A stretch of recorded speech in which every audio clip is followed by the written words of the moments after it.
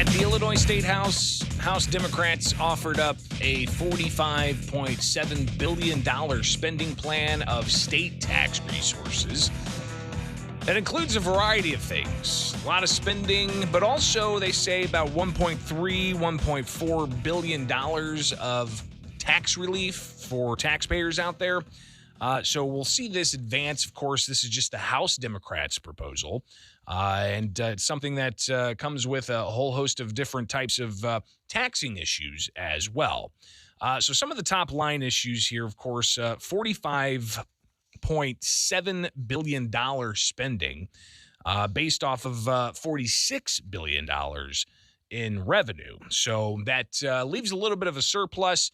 Democrats saying that the management of the budget's been well done by Governor J.B. Pritzker. Republicans have said this is only possible because of the billions of dollars that the state government got. And also the billions of dollars that went across to all levels of government in Illinois, be it school districts, city councils, county boards, and so on. Let alone the billions of dollars that went out to the private sector as well. Including landlords, small businesses, and whatnot. So $46 billion in revenue to pay for a $45.6 or $0.7 billion spending plan. So some of the details came in nearly 4,000 pages of legislation. They dropped that late Tuesday. They had a news conference with Democrats Wednesday morning where they talked about some of the proposals and the priorities. Like, for instance, they talked about including payments for state employee group health and including $500 million for pension debt, something they say will save taxpayers. And it will. If we're not paying interest on that debt, it's going to save taxpayers. But they're also adding $900 million to the state's rainy day fund, just in case there's any other kind of downturn in the economy or, God forbid, another pandemic. But there's also around $100 million for local governments through the Local Government Distributive Fund. And if you've been paying attention, they're actually looking for about $500 million. All right. And then K through 12 schools get an additional $350 million. There's a 5% increase for higher ed in the budget. Safety net hospitals and long-term care facilities also get increased spending and even more. They're also looking at how to dole out some more of those federal tax dollars for COVID relief. They already used a substantial portion of that to pay down partially the unemployment trust fund debt, but they didn't fully pay that off, so we're still paying interest there. But they're looking at giving money to the hotel industry, and they're also looking at $250 million from those federal tax funds to give to violence prevention grants. So another aspect of the budget are the taxing policies. And we've heard, of course, expanding the earned income tax credit, giving everybody who has income tax filing $100, $50 per child, giving tax credits to teachers, giving tax credits to volunteer firefighters, property tax rebate, but also freezing the gas tax that's not even in effect yet. All right, Illinois doubled the gas tax back in 2019. But part of that, they also added on increased taxes every year pegged to inflation. So in 2019, doubled the gas tax for the state from 19 cents to 36 cents or something, 38 cents. And then the following year, it went up a few cents a gallon because it's tied to inflation. The following year after that, it went up a few cents a gallon.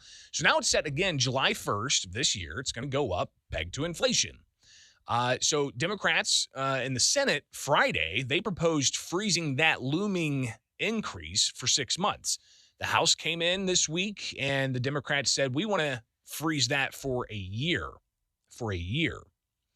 So we'll see what ultimately happens with that. That not really relief, according to some. Republicans have been proposing to cap the sales tax that's on top of the state's gas tax. That's on top of the federal gas tax. That's on top of, even in some instances in Illinois, local and county taxes. All right, so you can see how the taxes just really start adding up. But the Republican proposals don't seem to be any part of this equation whatsoever. But something else that's part of this equation, Democrats didn't reveal during their news conference. It came out through analysis of the nearly 4,000 pages of legislation that was dropped late Tuesday, early Wednesday. And that's a provision dealing with putting stickers on fuel pumps. Not the stickers that you might see of Joe Biden pointing up to the price of gas saying, I did that. You've seen those stickers. No. They're not wanting to require those stickers be put on gas pumps. They're wanting to require a sticker that says something else about the General Assembly. Some see as electioneering.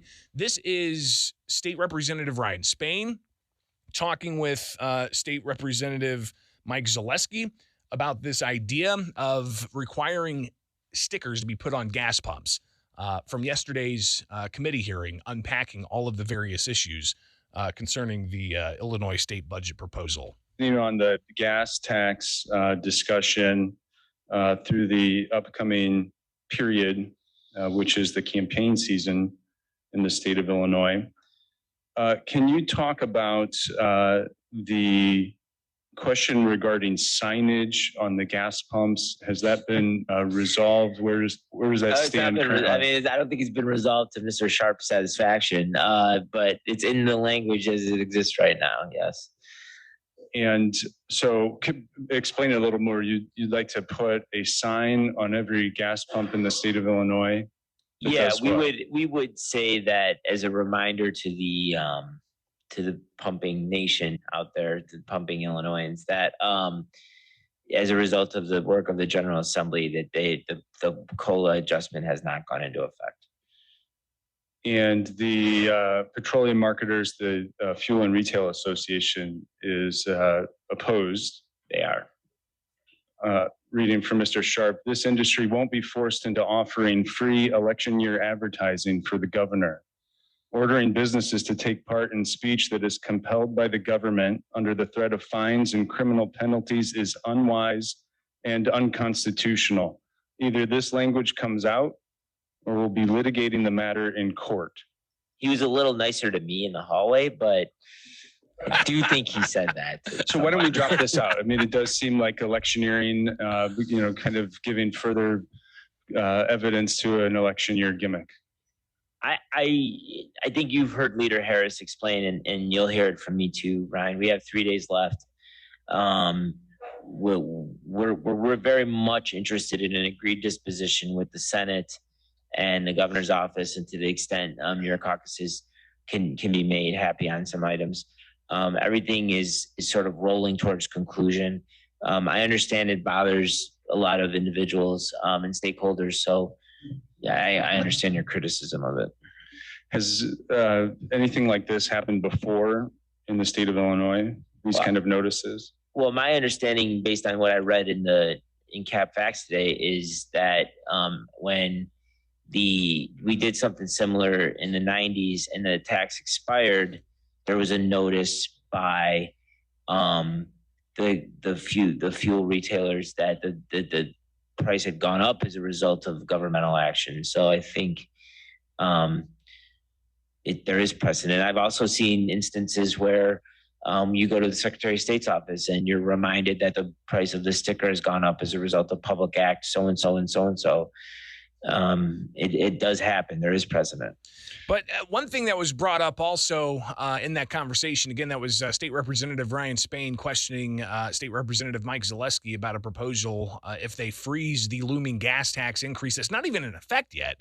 The proposal would require that gas stations put on their gas pumps a note that says the General Assembly did not increase your taxes,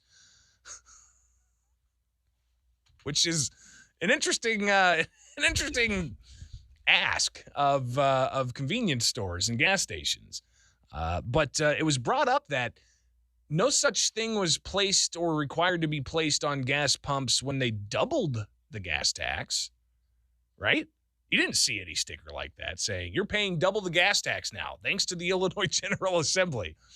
So kind of fascinating, again, to see that little element. Again, Democrats didn't talk about it at the news conference. You had to pour through the bill, something the Republican staff did, and brought it up during a committee hearing yesterday.